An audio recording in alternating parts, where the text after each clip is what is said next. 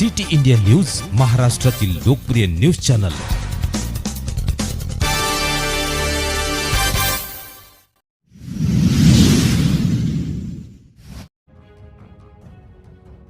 जिल्हा परिषद आदर्श उच्च प्राथमिक शाळा उमरी जहागीर येथे स्वातंत्र्य दिन उत्साहात संपन्न। हदगाव तालुक्यातील उमरी जहागीर येथील जिल्हा परिषद आदर्श उच्च प्राथमिक शाळा येथे स्वातंत्र्याचा 78वा वर्धापन दिन मोठ्या उत्साहात साजरा करण्यात आला। सकाळी प्रभात फेरी काढण्यात आली। प्रभात फेरीमध्ये सर्व विद्यार्थी, शिक्षक, ग्रामस्थ मोठ्या संख्येने सामील होते।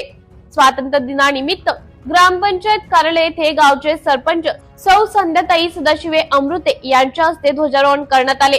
त्यानंतर जिल्हा परिषद आदर्श उच्च प्राथमिक शाळा उमरी जहागीर येथे शाळेचे मुख्याध्यापक श्री दवणे सर यांच्या हस्ते ध्वजारोहण करण्यात आले। यावेळी उपस्थित सर्व शिक्षक वर्ग, डॉक्टर रेखाताई पाटील चव्हाण, प्रदेश अध्यक्ष महिला काँग्रेस महाराष्ट्र, सरपंच सौ संध्याताई सदाशिव अमृते, पोलीस पाटील आनंदराव कावळे, तंटमुक्ती अध्यक्ष रावसाहेब शिंदे, शालेय व्यवस्थापन समिती अध्यक्ष आनंदराव गुडमुडके, ग्रामसेवक भालेराव साहेब, ग्रामपंचायत सदस्य गजानन शिंदे, सदाशिव अमृते, प्रशांत कावळे, ग्रामपंचायत कर्मचारी शेख निसार, असंख्य ग्रामस्थ उपस्थित होते। त्याचबरोबर डॉक्टर सौ रेखाताई पाटील चव्हाण यांनी स्वातंत्र्य दिनानिमित्त आपले मनोगत व्यक्त केले। या कार्यक्रमाचे प्रास्ताविक दवणे सर यांनी केले। सूत्रसंचालन जेडी सूर्यवंशी सर यांनी केले।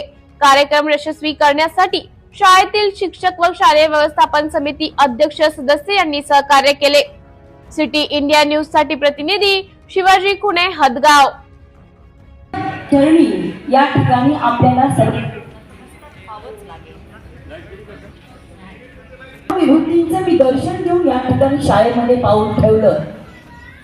थोर स्वातंत्र्य सैनिक कैलासवासी राजारामजी शिंदे साहेब यांनी या शाळेला ही जमीन दिली आणि दान तर देतात, पण त्यांच्या नातवांनी सुद्धा ती रजिस्ट्री करून दिली। खरंच अशा लोकांचं या ठिकाणी कौतुकच करायला पाहिजे।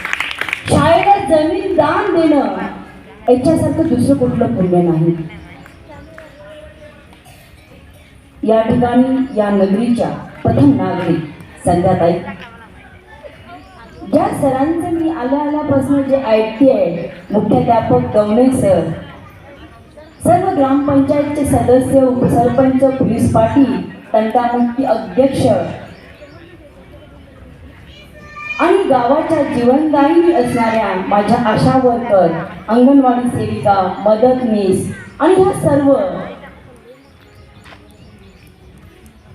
तसेच शाळेचं भविष्य जपणारे सर्व शिक्षक वृंद, माझ्या शिक्षक भगिनी,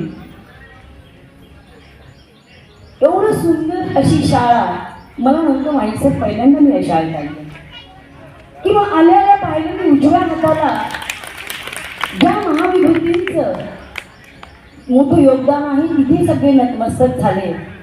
डाव्या हाताला बघितलं तर जिम आहे शाळेमध्ये। मी वर्ग खोल्यांचं वाचत होते तर इतिहासाला तुम्ही जपवणूक केली। जंजिरा वगैरे असे सगळ्या गडकिल्ल्यांची तुम्ही त्या ठिकाणी नावं दिली। सरांच्या निवेदनातून मी ऐकलं की रोबोटिक शाळा पण तुम्ही इथे करताय, म्हणजे तुमची इतिहास आणि विज्ञान यांची जी सांगड घालण्याचं जे म्हणजे याच्यावरून कळतं की या शाळेचं वैचारिक लेवल किती मोठं आहे। आणि जेव्हा अशा शिक्षक वृंदांच्या हातामध्ये शाळा असते तेव्हा या गावाचं भविष्य अत्यंत उज्ज्वल आहे हे या ठिकाणी अधोरेखित होतं। शाळा म्हणजे गावाचा जीव असला पाहिजे। गावाचा जीव तुमचं भविष्य आहे। तुमचे लेकरं या ठिकाणी शिकतात, म्हणून प्रत्येक नागरिकांचंच कर्तव्य बनतं की माझ्या गावातली शाळा मी जपली पाहिजे, त्याची जपवणूक केली पाहिजे। माझ्या शाळेतल्या शिस्तीचं कसं पालन होईल गावातल्या शाळेच्या, याचं प्रत्येक नागरिकांचं त्याच्याविषयी एक उत्तरदायित्व बनतं। गावांच्या सहकार्याशिवाय पॉसिबल नाही।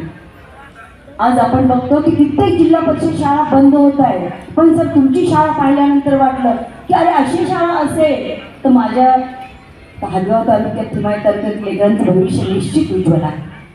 आणि याच्यासाठी मी खरंच